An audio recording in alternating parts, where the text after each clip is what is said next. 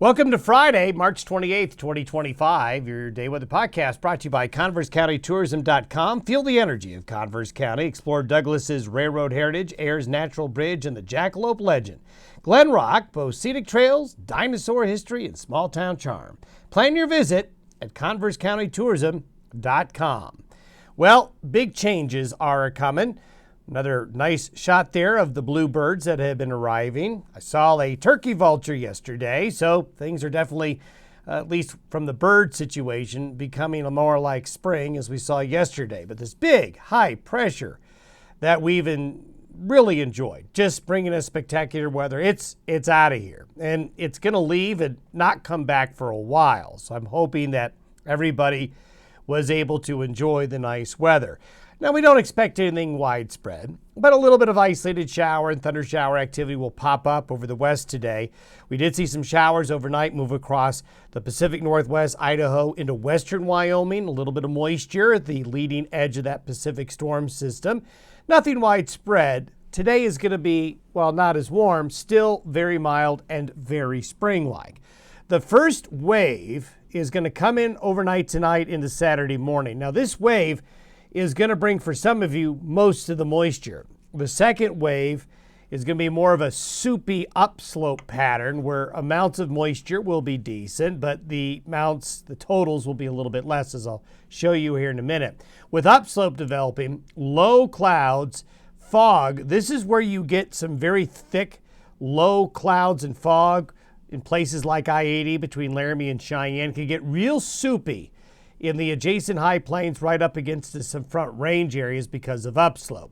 That second wave comes in as we get into Saturday afternoon, Saturday night into Sunday morning. Now, the air's colder by then, so snow levels will get a bit lower. Snow levels are going to be pretty high initially because of all the warmth that we have right now, but snow levels get a little bit lower as we get into Saturday and Sunday. So stock growers, be prepared for cooler, wet conditions, and stock growers monitor the weather next week because next week is stormy.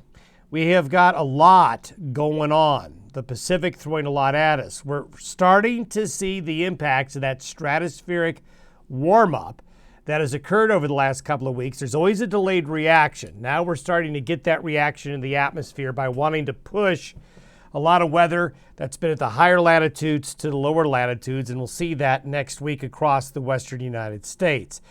Out ahead of the low, another beautiful cloudscape there. You can see the lower level moisture with some cloud buildup in the Panhandle of Nebraska yesterday with beautiful cirrus clouds out ahead of it. And then, yes, we did have some buildup and some development yesterday of those clouds developing and building across the region, a real sign of the changing seasons. And then Jen picked up a great shot of an overnight shower illuminated by the city lights, some shower and virga activity coming on through, highlighted by the city glow there. The satellite photo and radar and all the activity coming together with the surface map, you can see Pacific moisture has reached all the way out into Canada with some overrunning rain and snow up here, but we're still looking at generally high pressure, but it's really starting to fade and go away. So yesterday we had that big curl, that well-formed curl up off the coast of Northern California. It's kind of lifted north a little bit, and it's not as pretty. It's not as well put together. So there's the main core of the low. But what I want you to focus in on is right here, because this is the pipeline of Pacific moisture that's deep, that's coming into the west along this first wave right here that's broken off from this main low here. So that wave is what's going to be coming in tonight into Saturday morning.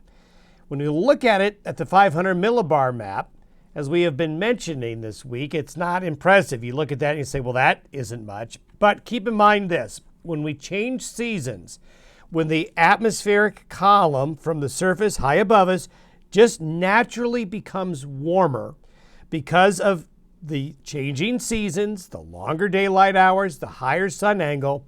This is a very important thing to remember in meteorology, is that warmer air, the more warm an air column is, the more water it can hold. So if it's warmer, and we've got these Pacific air masses coming in, the moisture content of the air is going to be much higher than during the colder season. At least it has the ability, because of the natural processes that happen, the differences between colder air and warmer air. So the capacity for the atmosphere to hold water is much higher when the air is warmer. So when we look at the precipitable water that happens between now and Sunday afternoon, you can see that beginning today, overnight, then here's the second wave, Saturday and the Sunday, you can see it's deep and it's really packed up against along in areas east of the divide with the two systems. As we mentioned yesterday, being under the darker colors does not mean you're going to get rain and snowed on. But if there's a mechanism or mechanisms that can work together to lift the atmosphere, you're going to convert that high water content into clouds and then eventually precipitation. So this is something that happens as you change seasons. This is why, if you look at average precipitation in this part of the country, March is the first month when the average precipitation goes up. Then April, May, and June is when the precipitation amounts, at least on average, you can expect them to be much higher during the month. If you don't get wet this time of year, that's why it's a really bad situation, because you can't catch up in the summer. Now, as we take a look at the prediction between now and noon tomorrow, you can see that this first wave is bringing an area of heavier rainfall right here. Now, as every time I show you these precipitation charts, take it with a grain of salt. What you want to look at here is trend. The darker colors are going to represent where your highest chances of precipitation are. Now, the model tries to predict how much rain and snow will fall, and they're notoriously not good at that. But what you want to do is just take a look at the general trends here. So this first wave with that deep moisture will just produce plain rain tonight, high elevation snow between this evening through noon Saturday. This is with the first wave. So this is going to produce, along and east of the divide, some good shower activity. Then as we get into Saturday noon, today's wave, that's now where this one is going to come out to the plains. The secondary system is moving slower, tracking a little bit further south. It's not going to bring as much deep moisture with it. The first one is. But nonetheless, we get upslope. The counterclockwise rotation around the low brings easterly flow into the front range. Clockwise rotation around the high, they work together. So this is where it's going to get really soupy. If you're on the eastern side of a mountain range, you're just going to get into the soup as we get into Saturday night, and into and through most of the day on Sunday as that wave goes through. So here's the precipitation from the second wave.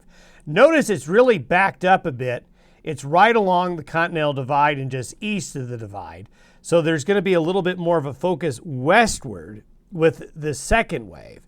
But notice the upslope here in Colorado is pretty good. Going to get some nice precipitation, needed precipitation there. So if you put both waves together, a decent chance of measurable precipitation, which if you're in the blue areas, the yellow areas, the darker green areas, there's a really good chance you'll get enough moisture to maybe green things up a bit in the weeks ahead.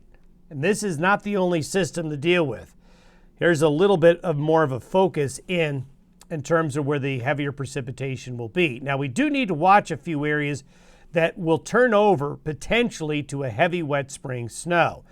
That area is up here in northeastern Wyoming, parts of Campbell and Weston counties, and over into the Buffalo-Sheridan area. There could be a changeover to some heavy wet snow along the Pine Ridge here as well. And then when you get to 6,000 to 7,000 feet along Interstate 80 here, we're going to have some travel concerns. Fog will be a problem as well. So travelers, watch that. There you can see that. See that arch of snow up there in northeastern Wyoming? Again, don't look at these numbers as the gospel truth, but there's going to be potentially a band of heavier snow up here. Then as you can see up into the mountains, and then you can see when you get below 6,000 feet, snow is not going to be as widespread in terms of accumulation. But out here across parts of Nebraska and South Dakota, as that colder air is brought in, well, there's going to be a wet spring snow up there. Going out into next week, it gets really complicated in the sense that there will be several opportunities for precipitation in the western United States. We've got another low swinging through late Monday into Tuesday morning, another one swinging in behind it. High pressure's building in the Gulf of Alaska. That opens the door. This starts to look like a winter pattern again. All of a sudden, the jet stream's dipping. The stratospheric warming event is really starting to play into the role now. And then if we go out further, by next weekend, this is by next Friday and the Saturday, we've got a strong upper low swinging into the Great Basin and headed towards the Four Corners area. Then this is classic April. If this unfolds and then the upper level low slows down, again, speed of these systems is critical to drawing moisture westward back to the Continental Divide areas. So when we get into Friday of next week, we'll need to keep a really close eye on this one because there's good agreement in the modeling. It cuts off. Again, this is something that happens in the spring. This is another reason why April, May, and June tend to bring some of the 3 wettest months of the year. So if it does cut off, then you have this spinning area of low pressure that's bringing the flow of air from the plains back up against the Front Range as it sits west of the divide there. So we'll just keep an eye on it. So we're going to have plenty to talk about next week. But first things first, we've got the weekend to get through. Have yourself a good weekend. Enjoy watching the weather.